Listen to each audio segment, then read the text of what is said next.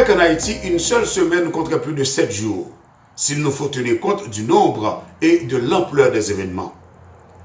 Environ 3 semaines du calendrier grégorien se sont écoulées avec la passion du pouvoir en place qui s'est donné l'opportunité du choix de certaines têtes devant faire partie d'un nouveau gouvernement. Dans le milieu du secteur des affairistes que l'opposition haïtienne qualifierait clairement d'opportuniste, c'est l'euphorie patriotique des citoyens dignes du nom à vouloir servir leur pays à un échelon supérieur de l'État. Pour les observateurs avisés, le marchandage est loin de s'arrêter, comme si l'on vivait dans la première République noire, un climat politique normal et que le pouvoir en place se trouvait au-dessus de la mêlée. Cependant, Jovenel Moïse, pour qui la ratification de nouveau gouvernement veut tout dire avec un Premier ministre quasiment voué à sa cause, et contrairement au portrait d'un Jean-Henri Seillant, Jovenel, dirons-nous, a toujours devant lui de nombreux obstacles.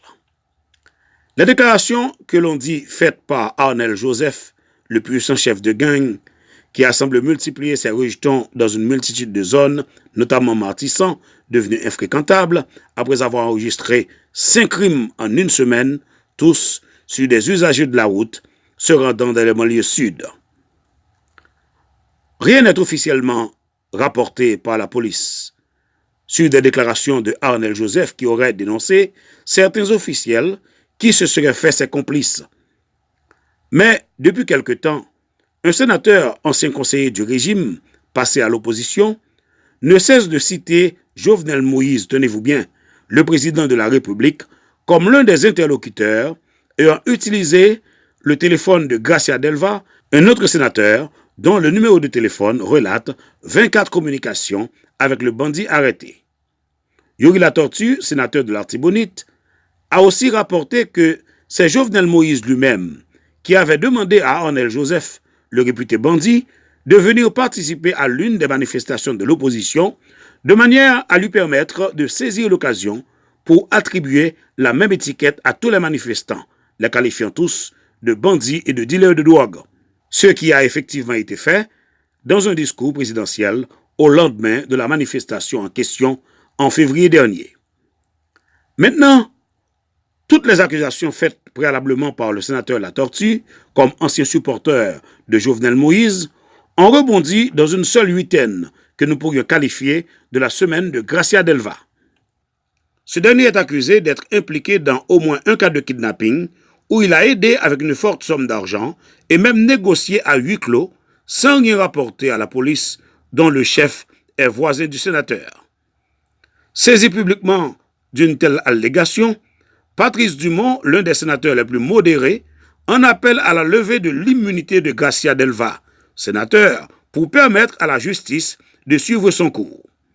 Voici donc une demande dont la suite se fait attendre dans l'opinion publique. Entre-temps, figurez-vous qu'on en parle de moins en moins, puisque dans cette même opinion publique, on fait état de crimes commis quotidiennement dans le pays. Quand la mauvaise nouvelle ne concerne pas un vol à main armée ou ne vient pas d'un cas isolé, le crime est lié à un gang opéré à Martissan. L'effroi et l'angoisse occupent l'esprit de l'Haïtien en permanence, tandis que, sous une pluie de menaces de famine, les militants qui se battent pour la chute de Jovenel Moïse descendent dans les rues à chaque annonce d'une séance de mise en accusation du président, déjà en 2 fois mise en continuation. Question pour ces militants d'offrir leur support aux députés accusateurs. Signalons que Garibodo, puissant parlementaire, a tenté de justifier la dernière mise en continuation en évoquant un manque de sécurité tant à l'intérieur qu'à l'extérieur du Parlement. Un pays où tout le monde a peur. Tout le monde, inclus du président au garçon de cour. Et une raison pour le résident d'outre-mer d'avoir un carnet de 1000 questions. En plus, nous observons les retombées du massacre de la Saline, qui implique des proches du Palais national, selon un rapport de l'ONU, la suite des revendications autour de l'affaire Petro-Caribé, puis de multiples faits liés même indirectement à la grande crise, les chiffres de tableaux effrayants pointant à l'horizon de temps en temps. Le mois dernier, la longue semaine partagée entre le choix porté sur Fritz William Michel comme Premier ministre et l'arrestation de Arnel le bandit était vite suivi par les accusations portées sur Gracia Delva et les déclarations révélatrices de Yuri la Tortue. Le calendrier montre enfin une mise en accusation qui fait l'objet de tant de commentaires, susceptibles de faire bouillir la carte sous la fougue partisane et les foudres provoquées par Garibodo, le président de la Chambre des députés, un allié sûr de Jovenel Moïse. De notre côté, nous continuons à observer une actualité vaste, partagée entre les ruses d'un pouvoir et l'insistance d'un rebondissement trop lourd et trop riche pour une seule semaine de 7 jours dans un pays qui, depuis 1 an, attend d'être gouverné. Marcus Darboz, THM, Montréal.